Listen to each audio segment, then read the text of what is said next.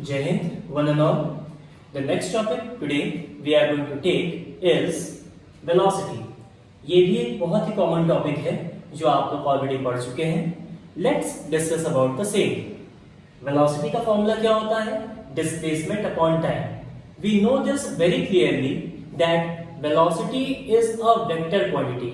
Velocity जो है वो एक वेक्टर क्वांटिटी है, जबकि speed on the counter part is a scalar quantity. तो स्पीड का फॉर्मूला क्या था? Distance upon time. Distance is the scalar quantity, but velocity क्या हो जाएगा? Displacement upon time. Displacement is the vector quantity. Okay, now velocity को again चार parts में डिवाइड कर दिया गया है. Uniform velocity, non uniform velocity, average velocity and instantaneous velocity. इन चार कैटेगरीज में वेलोसिटी को डिवाइड कर दिया गया है. अगर हम यूनिफॉर्म वेलोसिटी की बात करें तो definition will again equal displacements in equal intervals of time. Equal displacements in equal intervals of time. Uniform velocity. Non uniform velocity, equal displacement in unequal intervals of time.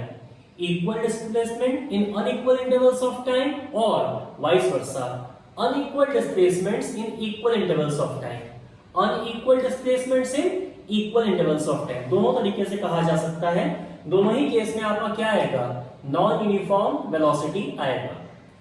जब हम average velocity की बात करेंगे तो suppose करते हैं कि x2 minus x1 initial position क्या थी आपकी x1, फाइनल क्या है आपकी x2.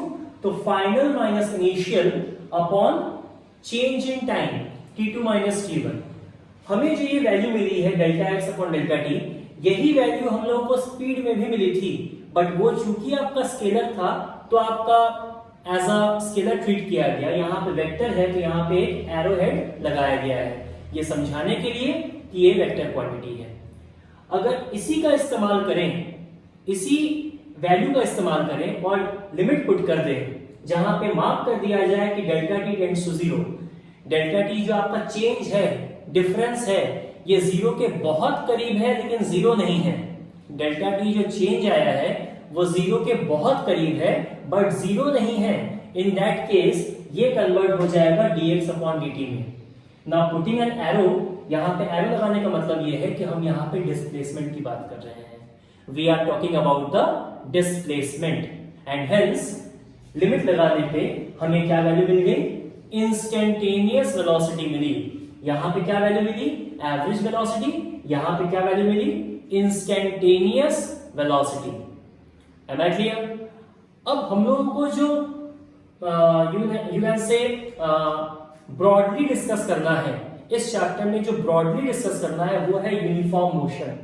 यूनिफॉर्म मोशन के बारे में हम लोग को डिस्कस करना है, ग्राफ स्टडी करना है, as well as we have to derive the equation of the same.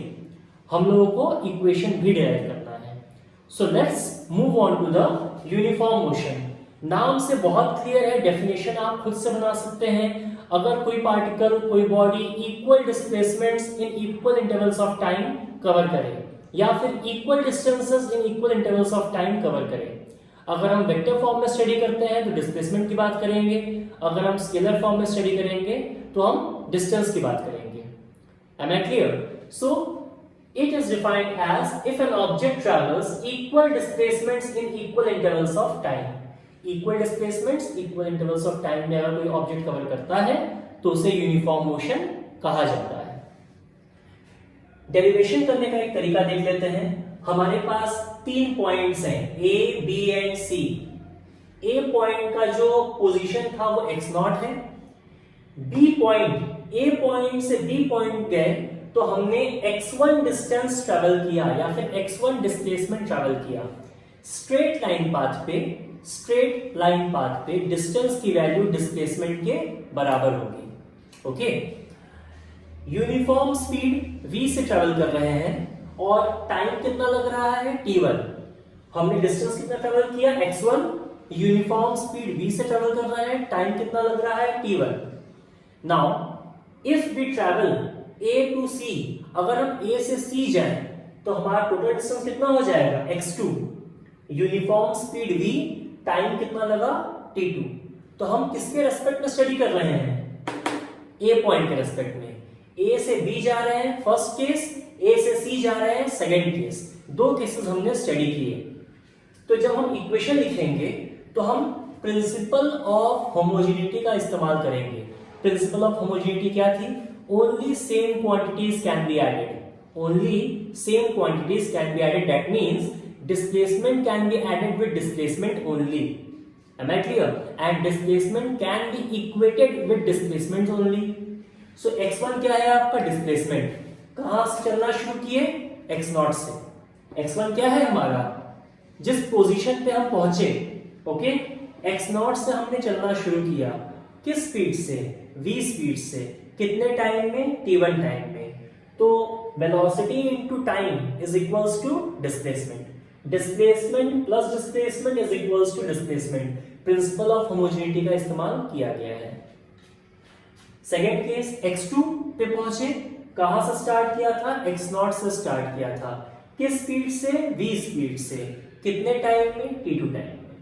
तो ये हमारे पास दो इक्वेशंस हैं। Now subtracting the first equation from second, subtract कर दें तो क्या आएगा? x2 minus x1 equals to, हमने v कॉमन ले लिया, ऑब्वियस सी बात है ये तो आपका 0 हो जाएगा। v कॉमन ले लिया, t2 माइनस t1, ये वैल्यू हमारी आई है। नाउ अगर हम क्रॉस मल्टीप्लाई कर दें, if you do the cross multiply, x2 minus x1 upon t2 minus t1 equals to v। Vector sign, vector sign, vector sign, जहां जहां वेक्टर साइन छूट गया है वहां वहां वेक्टर साइन लगा देंगे। Okay, so we have put the vector sign and we got the equation of uniform motion. We got the equation of uniform motion and this is how we are going to define and derive the equation of uniform motion. Thank you.